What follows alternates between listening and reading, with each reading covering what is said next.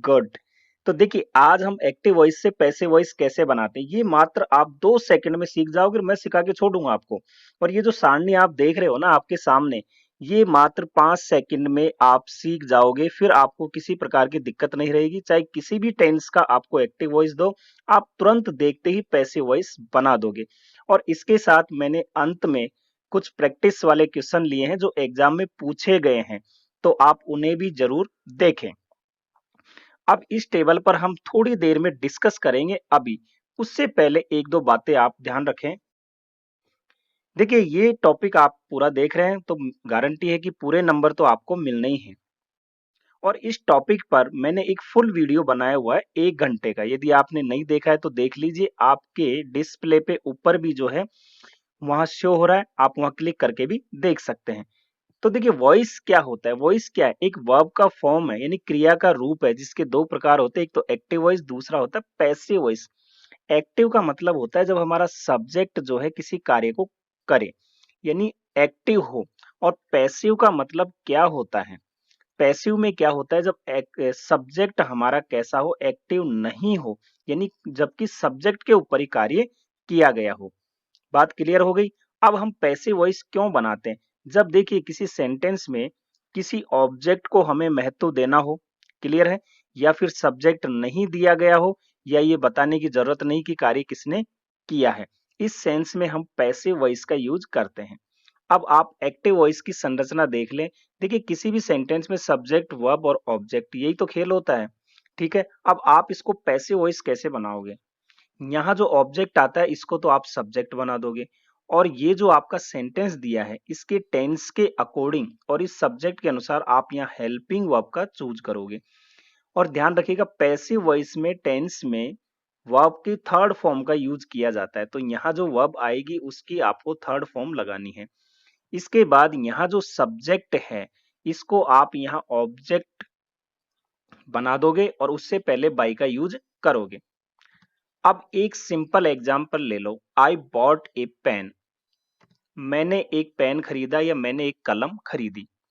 अब आप इसको बनाओ, ए पेन यहाँ पे क्या है, ऑब्जेक्ट था, इसको बना दिया सब्जेक्ट। और यहाँ जो है हमने वाज का यूज किया क्योंकि ये जो है पास्ट इंडेफिनेट का है, इसके साथ वाज का यूज होता है, वर्ब की थर्ड फॉर्म आ गई, फिर बाई और आई का बन गया मी। इसको मैं समझाऊंगा, केवल यहाँ पे मैंने केवल एक एग्जाम्पल दिया है। तो एक पेन मेरे द्वारा खरीदा गया। अब देखिए यहाँ पे क्या है, मैंने एक पेन खरीदा, तो पेन खरीदने का कार्य मैं कर रहा हूँ, यानी सब्जेक्ट कर रहा है, तो ये एक्टिव है।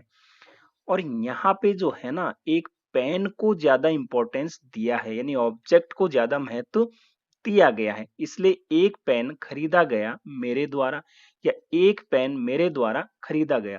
हम सीधा यूं भी बोल सकते थे कि एक पेन खरीदा गया, और हम ये भी नहीं बताते कि किसके द्वारा खरीदा गया। तो यहाँ जो है ऑब्जेक्ट को इंपॉर्टेंस दिया जाता है पैसिव वॉइस में, क्लियर। अब अभी मैंने कहा था सब्जेक्ट को हम ऑब्जेक्ट बनाएंगे, ऑब्जेक्ट को सब्जेक्ट, तो थोड़ा सा इसको देख लो। यदि आपका सब्जेक्ट आई है तो मी बना दोगे, यदि ऑब्जेक्ट मी है तो आई। वैसे ही वी का अस में, यू का यू में, ही का हिम में, सी का हर में, दे का देम में और इट का इट में, इस प्रकार इनको जो है सब्जेक्ट से ऑब्जेक्ट और ऑब्जेक्ट से सब्जेक्ट बना दोगे, क्लियर। अब आ जाओ भैया इस पे जिसका हम इंतजार कर रहे थे, समझिए ये एक्टिव वॉइस में है। तो अब पैटर्न तो ये कहता है कि आपको टेंस आने चाहिए, लेकिन कोई बात नहीं, यदि नहीं भी आ रहे हैं तो भी आप यहाँ सीख जाओगे।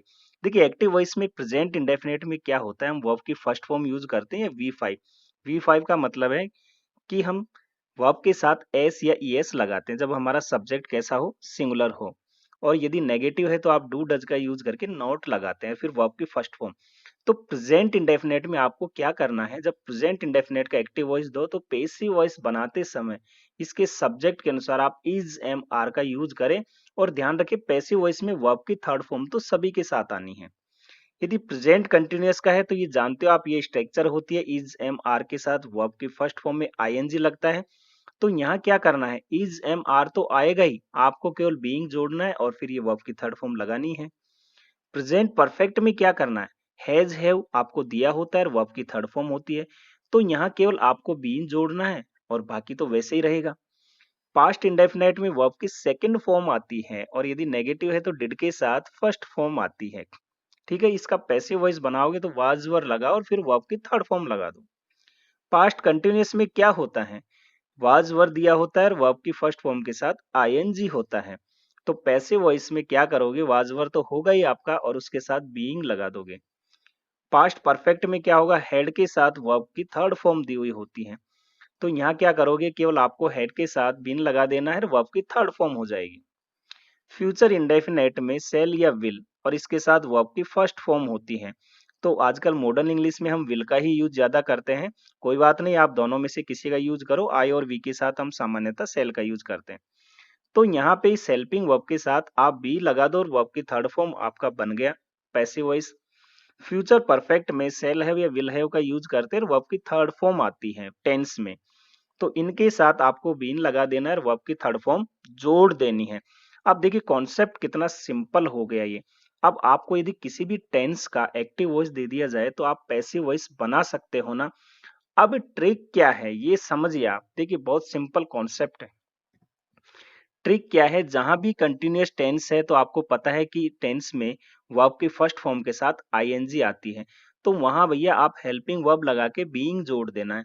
अब देखिए ये प्रेजेंट कंटिन्यूअस था, हमने हेल्पिंग वर्ब के साथ बीइंग जोड़ा।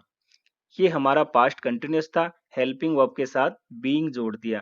तो एक कॉन्सेप्ट तो ये क्लियर कि यदि हमारा एक्टिव वॉइस में आईएनजी फॉर्म यूज होता है तो फिर आप उसके साथ उसमें जो है जब पैसिव वॉइस बनाओगे तो बीइंग का यूज कर दोगे। क्लियर। दूसरा क्या है, जिसमें जिस टेंस में आपने हैज हैव और हैड का यूज हो रहा है उनके साथ इस हेल्पिंग वर्ब के साथ आपको बिन लगा देना है। जैसे प्रेजेंट परफेक्ट में हैज हैव का यूज करना है तो आपको बिन लगा देना है। यहाँ पास्ट परफेक्ट में हैड का यूज हो रहा है तो आपको बिन लगा देना है। फ्यूचर परफेक्ट में भी यहाँ हैव का यूज होता है तो आपको बिन लगा देना है। तो कॉन्सेप्ट क्लियर हो गया ना। यदि वर्ब की आईएनजी फॉर्म है तो उसके साथ आपको बीइंग लगाना है जब पैसिव वॉइस बनाना है। और यदि आपको हैज हैव और हैड दिया है टेंस में तो आपको बी डबल ई एन लगाना है। अब बचे हमारे तीन, क्या प्रेजेंट इंडेफिनेट, तो ध्यान रखो इज एम आर लगाते हैं। पास्ट इंडेफिनेट में वाज वर लगाते हैं और फ्यूचर इंडेफिनेट में सेल विल तो है ही, केवल आपको बी का यूज करना है। क्लियर है। बाकी बचे चार टेंस तो उनका जो है एक्टिव से पैसिव वॉइस मॉडर्न इंग्लिश में नहीं बनाया जाता है। इसकी फोटो ले लो, क्लिक करो। अब आ जाइए, मैं आपको कुछ एग्जांपल ले लेता हूं। जैसे सी राइट्स ए लेटर, तो इसका मतलब वह एक पत्र लिखती है। राइट्स यहाँ पे आया है तो टेंस आप पहचानिए पहले किसका है, प्रेजेंट इंडेफिनेट का, क्योंकि ये सिंगुलर सब्जेक्ट है और इसके साथ वर्ब में एस या ईएस हम लगाते हैं। अब आपको दिक्कत कहाँ आती है भैया, ऑब्जेक्ट पहचानने में।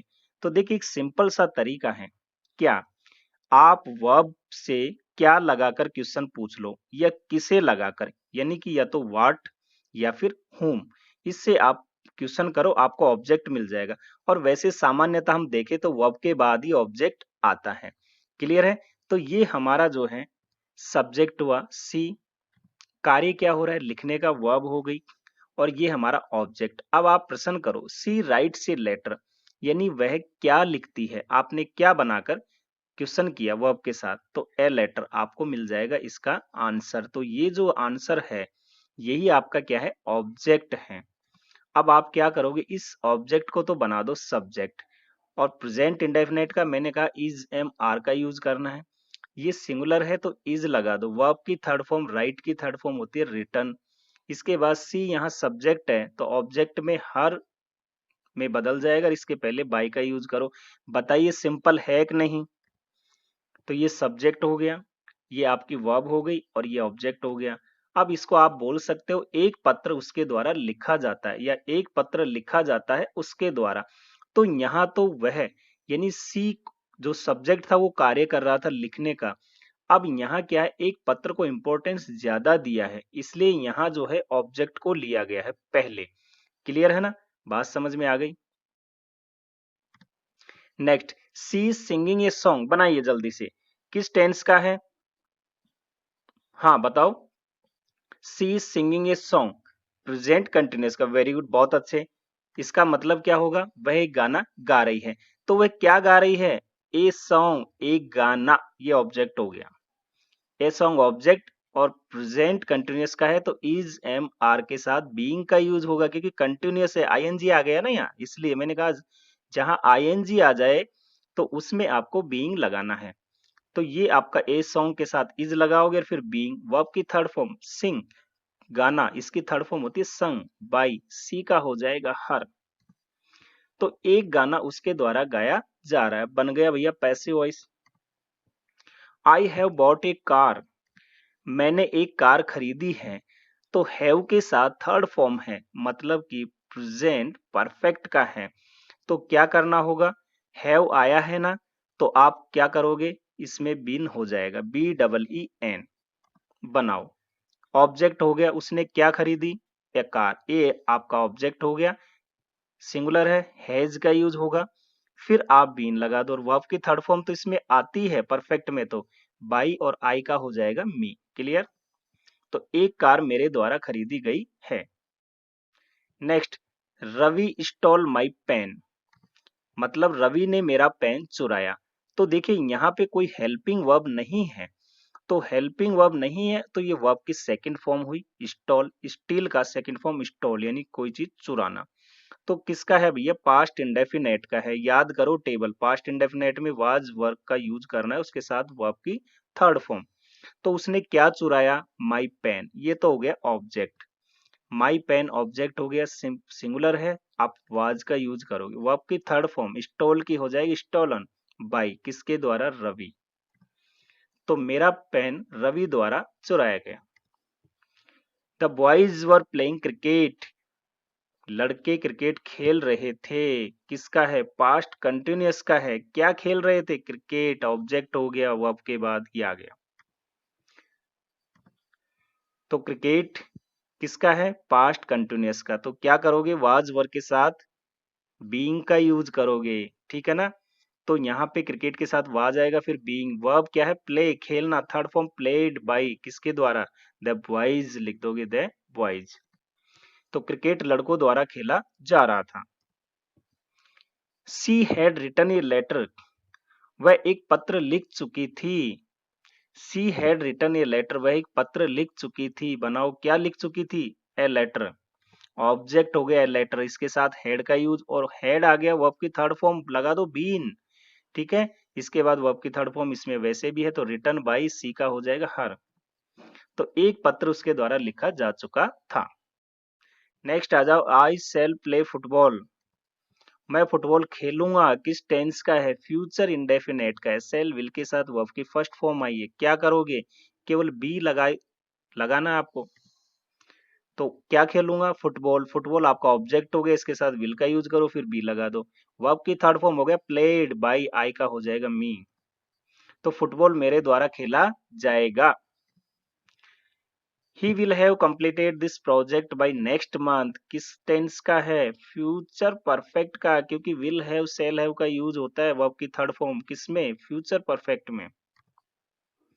वह अगले महीने तक इस प्रोजेक्ट को पूर्ण कर चुका होगा, क्या पूर्ण कर चुका होगा, दिस प्रोजेक्ट, ऑब्जेक्ट हो गया, वर्ब के बाद आया है, तो दिस प्रोजेक्ट विल हैव, और इसके साथ आपको बीन का यूज करना है। कंप्लीटेड वर्ब की थर्ड फॉर्म बाई, ही का हो जाएगा हिम, और ये वैसे के वैसे लिख दो। तो इस प्रोजेक्ट को उसके द्वारा अगले महीने तक पूर्ण किया जा चुका होगा। अब यहाँ समझिए जहां दिक्कत आती है, यदि डबल ऑब्जेक्ट दिया हो तो क्या करोगे, he gave me A pen. तो देखिए जब दो ऑब्जेक्ट हमारे पास होते हैं, इसका हिंदी में होगा उसने मुझे एक पेन दिया। अब हिंदी से हमें कोई मतलब नहीं है, हमें तो सीधा चेंज करना होता है। जब यह दो ऑब्जेक्ट दिए होते हैं तो एक होगा लिविंग और दूसरा होगा नॉन लिविंग। तो हमारा जो लिविंग ऑब्जेक्ट होता है उसको हम बोलते हैं डायरेक्ट ऑब्जेक्ट, क्लियर है, ये लिविंग हो गया। और जो नॉन लिविंग होता है उसको हम बोलते हैं, सॉरी, लिविंग को हम इनडायरेक्ट ऑब्जेक्ट बोलते हैं, नॉन लिविंग को हम डायरेक्ट बोलते हैं। थोड़ा सा इसमें कर लेना, बोलने में थोड़ा गलत हो गया। तो ये हमारा जो है मी, ये कैसा है, लिविंग, और ये होता है इनडायरेक्ट ऑब्जेक्ट। और ए पेन यानी एक वस्तु का नाम है जो नॉन लिविंग है, इसको हम कहते हैं डायरेक्ट ऑब्जेक्ट। क्लियर है। अब आप इन दोनों ऑब्जेक्ट में से किसी से भी बना सकते हो, लेकिन जो लिविंग ऑब्जेक्ट होता है इससे ज्यादा बेटर होता है। तो अब आप देखिए इसमें प्रश्न करो, he gave me A pen, उसने मुझे एक पेन दिया। तो उसने क्या दिया? ए पेन। ठीक है, तो क्या लगाने से तो ये ऑब्जेक्ट आया। और उसने किसे दिया? तो मी यानी मुझे। तो किसने यानी whom लगाने से हमारा जो है इनडायरेक्ट ऑब्जेक्ट आता है, और व्हाट लगाने से डायरेक्ट ऑब्जेक्ट आ जाता है जब वर्ब के साथ हम क्वेश्चन करते हैं। तो चलिए सबसे पहले हम ऑब्जेक्ट मानते हुए सॉल्व करते हैं। तो ये ऑब्जेक्ट मी है, इसका बन जाएगा आई। टेंस किसका है? पास्ट इंडेफिनेट का है, वाज वर लगेगा तो आई के साथ वाज का यूज करते हो, वर्ब की थर्ड फॉर्म होगी गिवन। फिर ये दूसरा ऑब्जेक्ट लिख दो, ए पेन बाई ही का हो जाएगा हिम। तो एक तरीका तो ये है। दूसरा तरीका क्या है कि यदि आप डायरेक्ट ऑब्जेक्ट लेते हो तो ए पेन इसके साथ भी वाज लगेगा, वर्ब की थर्ड फॉर्म। यहाँ जो हमारा लिविंग है ऑब्जेक्ट, इसको जब हम लिखेंगे तो इसके पहले हम टू या फॉर का यूज करते हैं सिचुएशन के अनुसार, और कई बार नहीं भी करते हैं, इसका लॉप भी कर दिया जाता है। तो आप यूज कर भी सकते हो या नहीं भी कर सकते हो, कोई दिक्कत नहीं है। इसके बाद आप बाई लगा करके ही का बना दोगे हिम। क्लियर है? तो यहाँ ये जो टू आता है ये अंडरस्टूड रहता है।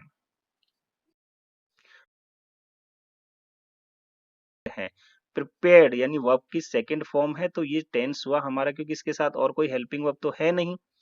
तो पास्ट इंडेफिनेट का हो गया भैया, वाज वर लगा तो ऑब्जेक्ट पकड़ो यहाँ पे द फील्ड। तो आपका क्या आएगा? द फील्ड सिंगुलर है तो वाज के साथ थर्ड फॉर्म आएगी। तो यहाँ पहले आप देख लो वाज के साथ, तो यहाँ तो वर है, इसको तो हटा दो आप, है ना। क्या करोगे? यहाँ तो वर आया है तो ये तो आपका आंसर ही नहीं होगा। यहाँ भी वर आ गया, ये भी आंसर नहीं होगा। यहाँ वाज तो आया है लेकिन इसके साथ बीइंग आया है, तो बीइंग तो होगा ही नहीं। क्यों? क्योंकि ये पास्ट इंडेफिनेट का है। तो ये आपका हो सकता है। देखिए द फील्ड ऑब्जेक्ट हो गया, इसके बाद वाज, फिर प्रिपेयर्ड बाय द फार्मर। तो ये आंसर आपका क्लिक हो गया, तो सेकंड का काम था। Next, Sharma was cleaning the house. तो यहाँ पे देखिए द हाउस आपका ऑब्जेक्ट है, ये हो गया वाज, और यहाँ क्लीनिंग आया है वर्ब की फर्स्ट फॉर्म में आईएनजी। तो ये हमारा पास्ट कंटिन्यूअस का है, और पास्ट कंटिन्यूअस में हमने क्या बताया कि वाज वर्ब के साथ बीइंग का यूज होता है। तो द हाउस है, सिंगुलर है, तो वाज के साथ बीइंग का यूज होगा। अब आप देख लीजिए वाज के साथ बीइंग कहाँ रहा है, केवल एक ही तो ये है हमारा ऑप्शन जिसमें वाज के साथ बीइंग आ रहा है।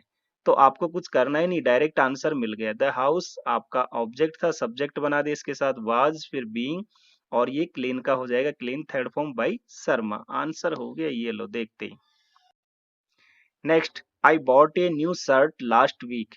तो क्या है? न्यू शर्ट खरीदी, ऑब्जेक्ट हो गया बॉट, यानी इसके पहले कोई हेल्पिंग वर्ब नहीं है तो पास्ट इंडेफिनेट का है। ठीक है ना। अब पास्ट इंडेफिनेट में आप क्या करोगे? वाज वर्ब के साथ थर्ड फॉर्म आती है केवल, तो ए न्यू शर्ट सिंगुलर है तो वाज के साथ केवल थर्ड फॉर्म आएगी। अब आप देखिए ये तो कॉमन है। अब आप पहले यहाँ देख लो, वाज इसमें भी आया है एक तो, और थर्ड फॉर्म भी आई है, वाज इसमें भी है और थर्ड फॉर्म भी है, बाकी तो वैसे ही हट गए ये। तो अब क्या दिक्कत है? Last week a new shirt was bought by I, और last week a new shirt was bought by me. तो ये क्यों नहीं होगा? क्योंकि यहाँ आई जो सब्जेक्ट था ना, तो यहाँ ऑब्जेक्ट के रूप में बदलना था, तो मी आना था, इसलिए ये तो हो गया गलत। तो सही क्या होगा? ये वाला। तो हो गया हमारा थर्ड सही। एक और एग्जांपल ले, the gatekeeper refuse him admittance. तो अब यहाँ पे देखिए दो दो ऑब्जेक्ट है, हिम भी है और एडमिटेंस भी है, कि उसने प्रवेश से मना किया। ठीक है, तो किसे? उसे। किस लिए? तो प्रवेश के लिए। अब आप यहाँ पे देखिए, कोई आप इसमें से और इसमें से किसी को भी ऑब्जेक्ट बना सकते हो। पहले सेंटेंस देख लीजिए, रिफ्यूज है, रिफ्यूज है सेकंड फॉर्म है, इसके साथ कोई वर्ब नहीं है तो पास्ट इंडेफिनेट का है। तो क्लियर है कि वाज वर्ब के साथ आपको थर्ड फॉर्म आएगी। तो यहाँ तो इज है, हटा दो, यहाँ भी इज है, हटा दो। अब यहाँ पे आया है वाज, यहाँ भी वाज आया है। अब इन दोनों में देख लेते हैं, लेकिन यहाँ एडमिटेंस को इसने सब्जेक्ट माना है और यहाँ पे ही पे, पहले इसको देख लेते हैं। तो हिम का आप बन गया ही, इसके बाद वाज आएगा, वर्ब की थर्ड फॉर्म आ गई, और ये दूसरा ऑब्जेक्ट लिख ही दोगे बाई द गेट कीपर। तो सही तो यही लग रहा है, लेकिन इसको भी जस्टिफाई कर लेते हैं। तो यहाँ इसका ऑब्जेक्ट माना, इसके साथ वाज भी है, रिफ्यूज है बाय द गेट कीपर, सही तो है। सही है क्या? नहीं, ऑब्जेक्ट छोड़ दिया, जो दूसरा वाला था वो नहीं लिखा ना यहाँ पे, डायरेक्ट यहाँ बाई लगा करके ये लिख दिया, इसलिए आंसर हो गया हमारा ए सही। क्लियर है कॉन्सेप्ट? बहुत सिंपल शब्दों में मैंने समझा।